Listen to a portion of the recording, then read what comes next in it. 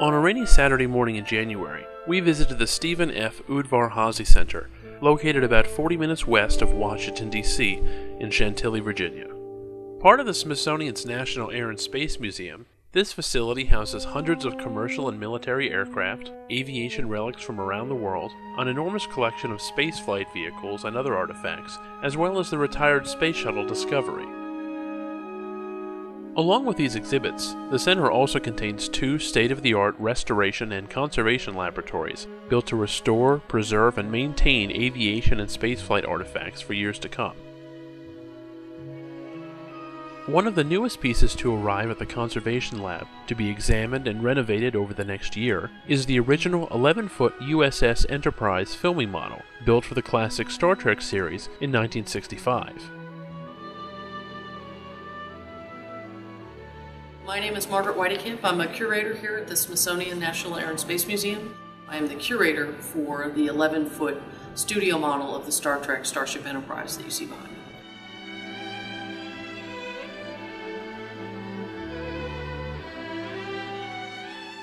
This project has been in the works probably for at least 3 or 4 years. I came into this job 10 years ago, and when I arrived and took responsibility for this model, it was on display in a custom case in the basement of the gift shop in the National Mall building. And my decision on that had always been that I would have liked it to have been in a more standard exhibit space as an artifact.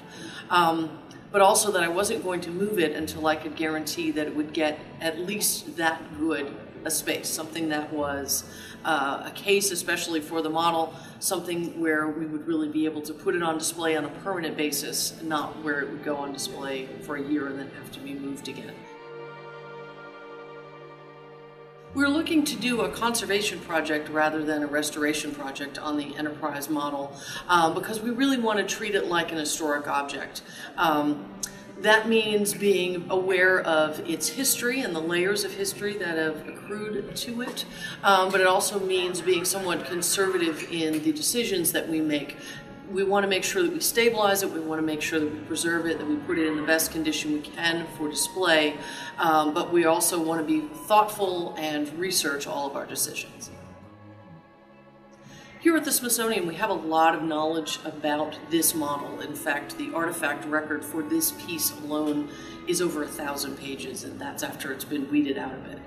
So we put together a special advisory committee drawing on folks from the movie industry, from model making, who really know this model and other Star Trek and movie models very, very well, and who can then give us some advice that would allow us to make the aesthetic and the practical decisions that we need to make for the conservation of this model. Yeah, as far as hands-on work, I will be basically in charge of defining what's going to be done to it. We have a number of specialists in the restoration shop that will be working on it. And also identifying what kind of solvents we may be able to use to remove the later restoration and to get down to the original colors. We've been doing a lot of research into the paint that's on the model because it had been touched a bunch in the previous 3 restorations in 74, 84, and 1991. And so we really want to be thoughtful about making any decisions to try to bring it back to what it would have looked like when it was being shot, probably around the end of the 2nd season. So we want to really think about what we're going to do in terms of the weathering, what we're going to do in terms of the grid lines. There's good documentation that there are markings on the model, and on your little cathode ray tube in 1968, it showed up differently than when you would see in person. So we also want to be conscious of what the difference is between the appearance of the Enterprise as a setting or even as a character in the show and the physical appearance of the model. Thankfully, they did not restore the top part of the dish, and that is really, that's our saving grace. That is the reference point that we're going for. But by looking at the records from the previous restorations, it really does look like there's going to be very little original paint left on the rest of the model, unfortunately.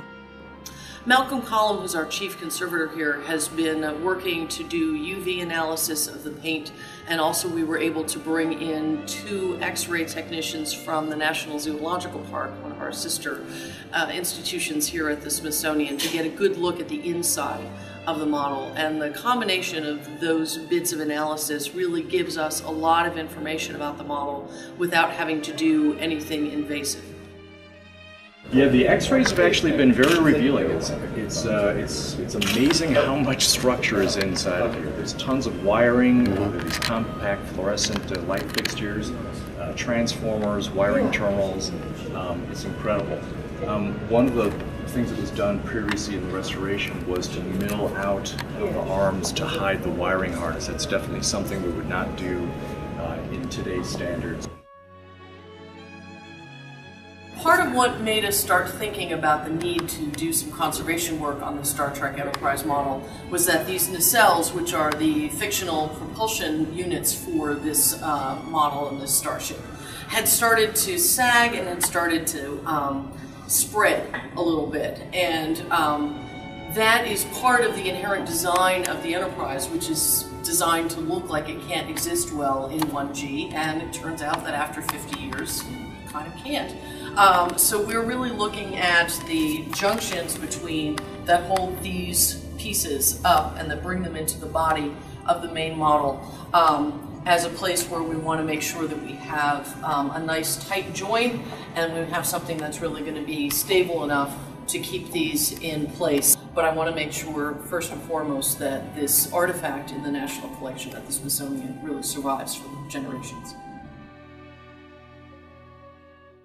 Well, if we can find a system that would allow the model to be illuminated safely, like with the use of LED lights, how we're going to replicate the original spinning effect that you have in the front of the nacelles is going to be a challenge.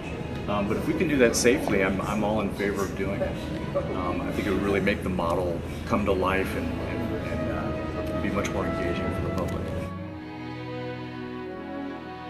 I really think the Star Trek Enterprise studio model is an excellent fit for the Boeing Milestones of Flight Hall because we at the museum talk a lot about how much spaceflight has served as an inspiration for people's imagination about what could be next.